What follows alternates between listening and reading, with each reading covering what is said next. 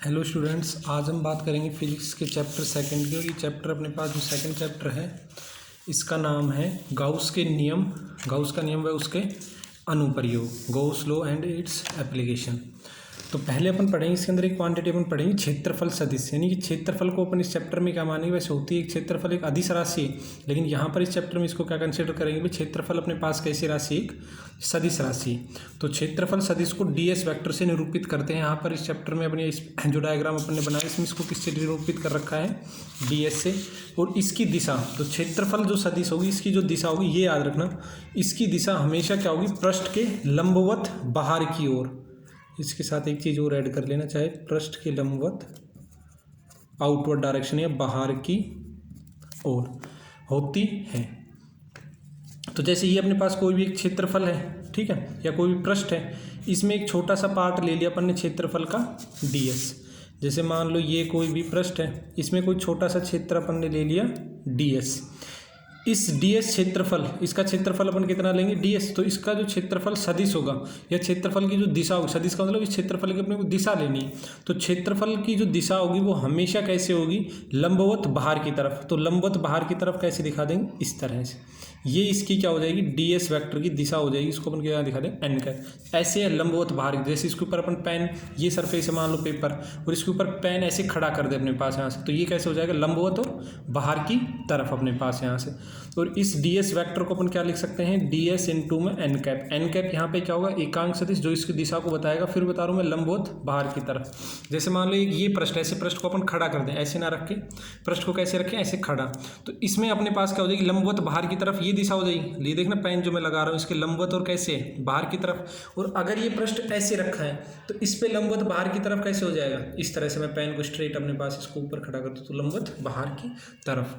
तो क्षेत्रफल की जो दिशा रहेगी वो हमेशा लंबवत और बाहर की तरफ, बस इसमें ये दिशा ही हमें। नेक्स्ट जो डेफिनेशन है वो अपने पास है विद्युत फ्लक्स। तो विद्युत फ्लक्स की डेफिनेशन अपने पास क्या हो जाएगी, यहाँ से ये होगी विद्युत फ्लक्स की डेफिनेशन। विद्युत क्षेत्र में रखे किसी पृष्ठ के लंबवत गुजरने वाली विद्युत बल रेखाओं की संख्या, विद्युत बल रेखाएं भी बोल सकते हैं, मैंने बता दिया, विद्युत क्षेत्र रेखाओं की कुल संख्या को उस पृष्ठ से संबंधित विद्युत फ्लक्स कहते हैं। इसे फाई ई से व्यक्त करते हैं, विद्युत फ्लक्स को फाई ई से लिखेंगे। और यह एक ऐसी राशि होगी अपने पास यहाँ से अदिश राशि होगी, स्केलर क्वांटिटी होगी। तो कोई भी जो पृष्ठ है, मान लो कोई भी पृष्ठ है, इस पृष्ठ को अपन विद्युत क्षेत्र में रखें, तो अपने पता है विद्युत क्षेत्र जहाँ पे होगा वहाँ पे क्या बनेगी, विद्युत क्षेत्र रेखाएं, विद्युत बल रेखाएं। तो उस पृष्ठ से कितनी विद्युत बल रेखाएं उसके लंबवत गुजर रही है, तो उस पृष्ठ के लंबवत गुजरने वाली विद्युत बल रेखाओं की संख्या को क्या बोल देंगे, उस पृष्ठ से संबंधित विद्युत फ्लक्स। अब इसका फॉर्मूला अपन कैसे ड्राइव करेंगे यहाँ से। अब जैसे मान लो ये कोई भी अपने पास क्या क्षेत्र है, ठीक है, या कोई भी सतह है, और इसमें अपन एक छोटा सा क्षेत्रफल ले लिया अपने पास यहाँ से ds। और इस ds की जो दिशा होगी मैंने बताया तो वो कैसे होगी, लंबवत बाहर की तरफ। ये हो गया ds वेक्टर, लंबवत और बाहर की तरफ, ठीक है। ये ds वेक्टर लंबवत है, ये ऊपर की ओर, लेकिन ऊपर की ओर बना नहीं सकता हम 3D में, तो इसको अपन ऐसे दिखा दे, लंबवत बाहर की तरफ। और इसमें जो विद्युत क्षेत्र की दिशा है, या इसे जो विद्युत बल रेखाएं, विद्युत क्षेत्र रेखाएं गुजर रही है, वो क्या, उसकी दिशा ये है। और इन दोनों के बीच में, क्षेत्रफल सदिश के बीच में और विद्युत क्षेत्र ई वेक्टर के बीच में, यानी विद्युत क्षेत्र के बीच में जो एंगल है वो अपने पास कितना है, थीटा कोण बन रहा है अपने पास यहाँ से। तो इसकी जो अपने पास यहाँ से जो फॉर्मूला आ जाएगा, अब ds का क्षेत्रफल सदिश का, या अपन कहें ये जो अपने पास रहेगा विद्युत क्षेत्र है, इस विद्युत क्षेत्र का ds की तरफ कौन सा घटक आ जाएगा, इस विद्युत क्षेत्र का ds की तरफ कौन सा घटक आएगा अपने पास यहाँ से, e cos थीटा। तो यहाँ से कौन सा घटक आ जाएगा, e cos थीटा, क्योंकि थीटा की तरफ हमेशा कौन सा घटक आएगा, कोस घटक। इस तरफ कौन सा घटक आएगा, साइन घटक। तो d फाई की वैल्यू अपने पास क्या हो जाएगी, अब इस तरफ क्षेत्रफल सदिश की तरफ विद्युत बल रेखाएं कितनी हैं, अब इसको अपन क्या लिख सकते हैं, ds इंटू में e कोस थीटा, यानी इस तरफ विद्युत क्षेत्र का कौन सा घटक आ गया, कोस घटक, ds इंटू में e कोस थीटा। तो यहाँ से अपन क्या लिख सकते हैं कि d phi is equal to, ये डॉट प्रोडक्ट जब अपन हटाएंगे यहाँ से, ये दोनों के बीच में ऐसे रख लेना, ds इंटू में e कोस थीटा। और यहाँ से अपन क्या लिख सकते हैं, ds इंटू ई कोस थीटा को जैसे ही कोस थीटा हटाएंगे, ये कोस थीटा अपन हटाएंगे, तो ds और e के बीच में क्या आ जाएगा अपने पास यहाँ से, डॉट प्रोडक्ट है, या ये जो अपने पास गुणनफल आएगा इसको बोलेंगे डॉट गुणनफल, क्योंकि कोस थीटा को जब हटाएंगे जब डॉट गुणनफल आता है और साइन थीटा को हटाते तब क्रॉस आता है, तो ये आ जाएगा डॉट गुणनफल।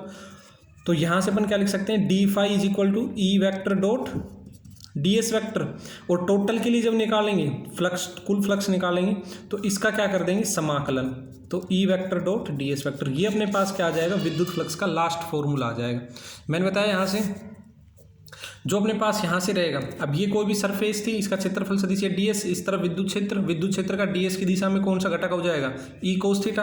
तो विद्युत फ्लक्स क्या हो जाएगा, ds इंटू में ये क्षेत्रफल सदिश और इंटू में e कोस थीटा।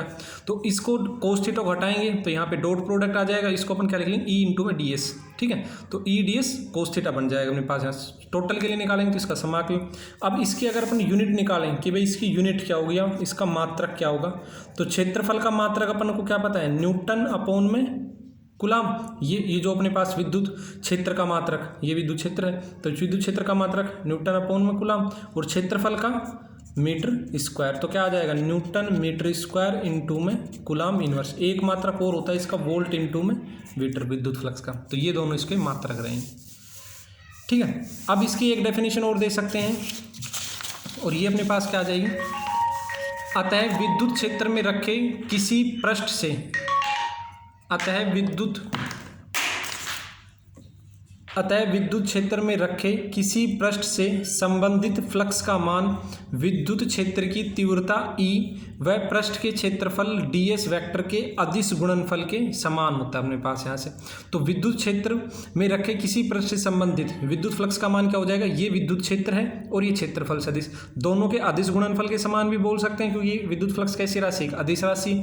तो अदिश गुणनफल भी बोल सकते हैं इसको, डॉट गुणनफल। तो विद्युत क्षेत्र और क्षेत्रफल सदिश का जो डॉट गुणनफल होगा अपने पास यहाँ से, या जो अदिश गुणनफल होगा उसको अपन क्या बोल देंगे, यहाँ से विद्युत फ्लक्स बोल देंगे। अब है अपने पास यहाँ से सतत आवेश वितरण, यानी कि अब सतत आवेश वितरण का मतलब समान आवेश वितरण। अगर किसी वस्तु पर आवेश समान रूप से वितरित है तो उसको अपन क्या बोल देंगे, सतत आवेश वितरण। तो जब किसी वस्तु को आवेशित किया जाता है तो वह आवेश उस वस्तु पर समान रूप से वितरित हो जाता है, इसे ही सतत आवेश वितरण कहा जाता है। सतत का मतलब समान रूप से आवेश वितरित हो, एक यानी कि उसके पूरे पार्ट पर आवेश का मान क्या रहे, एक समान, तो उसको अपन क्या बोल देंगे, सतत आवेश वितरण। अब यह 3 प्रकार का होगा, और ये सिंपल सा है, इन तीनों के बस फॉर्मूले याद रखने, तीनों आवेश वितरण के। तो पहला अपने पास क्या हो जाएगा, मैं बताऊं, जो फर्स्ट होगा वो होगा रेखीय आवेश वितरण। तो रेखीय आवेश वितरण का मतलब, या रेखीय आवेश घनत्व भी बोलते हैं, वितरण भी बोल सकते हैं, ज़्यादा काम मिलेंगे रेखीय आवेश घनत्व अपने पास यहाँ से। तो रेखीय आवेश वितरण या रेखीय आवेश घनत्व अपने पास यहाँ से। तो रेखीय आवेश घनत्व किसको कहेंगे, अगर आवेश क्या हो, एक लाइन के ऊपर, एक रेखा के ऊपर वितरित हो, जैसे कोई भी वायर है उसके ऊपर वितरित हो, तो उसका रेखीय आवेश घनत्व क्या हो जाएगा अपने पास यहाँ से। और रेखीय आवेश घनत्व को याद रखना, अपन रिप्रेजेंट करेंगे लैम्डा से, तो ये लैम्डा। अब इसमें से कोई भी एक छोटा सा पार्ट ले लिया, डीएल लेंथ, इसकी डीएल लेंथ पे कितना आवेश वितरित है, dq। तो लैम्डा इज इक्वल टू क्या हो जाएगा, dq अपॉन में dl। ये हो जाएगा एकांक लंबाई पर वितरित आवेश को अपन क्या बोल देंगे, रेखीय आवेश घनत्व। तो ये हो जाएगा यहाँ से कि किसी वस्तु की एकांक लंबाई पर वितरित आवेश को ही रेखीय आवेश घनत्व कहते हैं, इसे लैम्डा से प्रदर्शित करते हैं। और लैम्डा इज इक्वल टू क्या हो जाएगा, dq अपॉन dl। dq आवेश है, आवेश का मात्रक क्या हो जाएगा, कूलम, और ये अपने पास लेंथ है, लेंथ का मात्रक क्या हो जाएगा, मीटर। तो कूलम अपॉन मीटर। या इसका एक फॉर्मूला और लिख सकते हैं कि अगर मान लो q आवेश है वो l लंबाई पर वितरित है, तो लैम्डा की वैल्यू क्या हो जाएगी, q अपॉन में l। ये भी लिख सकते हैं अपने पास यहाँ से। सेम ऐसे ही रहेगा अपने पास यहाँ से पृष्ठीय आवेश घनत्व। अब पृष्ठीय आवेश घनत्व किसको बोल देंगे, किसी वस्तु के एकांक क्षेत्रफल पर, वो तो था एकांक लंबाई पर क्योंकि रेखीय था, ये पृष्ठ पे है यानी क्षेत्रफल पे होगा। तो किसी वस्तु के एकांक क्षेत्रफल पर वितरित आवेश को पृष्ठीय आवेश घनत्व कहा जाता है, और इसको किससे रिप्रेजेंट करेंगे अपन, सिग्मा से। तो ये अपने पास कोई भी पृष्ठ है, मान लो इस तरह से, ये इसमें से एक छोटा सा पार्ट ले लिया अपन ने, मान लो यहाँ से dA क्षेत्रफल, और इसके ऊपर कितना आवेश वितरित है, dq आवेश वितरित है।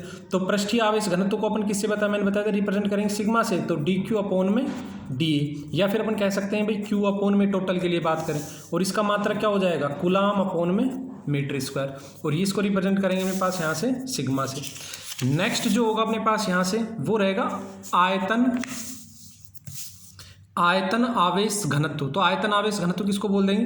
किसी वस्तु के एकांक आयतन पर, आयतन आवेश घनत्व आ जाएगा, एकांक आयतन पर उपस्थित आवेश को आयतन आवेश घनत्व कहते हैं। और इसको किससे रिप्रेजेंट करेंगे आयतन आवेश घनत्व को? जैसे मान लो कोई भी एक आयतन ले लिया अपन ने यहाँ से, ये कोई भी घन, ठीक, इसके अंदर एक छोटा सा पार्ट ले लिया जिसका आयतन कितना है dv, और इसके ऊपर आवेश कितना है dq।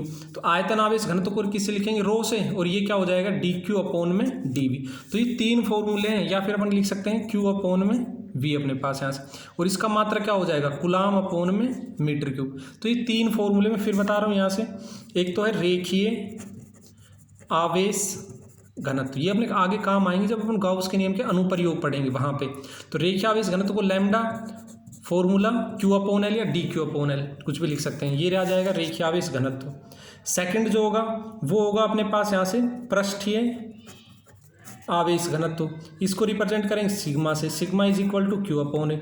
थर्ड जो होगा वो होगा अपने पास यहाँ से आयतन आवेश घनत्व, इसको रिप्रेजेंट करेंगे q से अपॉन में v। तो रो से इसको रिप्रेजेंट कर देंगे, R rho is equal to q by v। तो ये तीन फॉर्मूले हैं, ये तीनों फॉर्मूले याद रखना, रेखीय का और पृष्ठीय का और अपने पास यहाँ से आयतन का अपने पास यहाँ से। बस जिसकी बात करेगा उसमें वही अपने पास उसका ही क्या लग जाएगा? डिवाइड।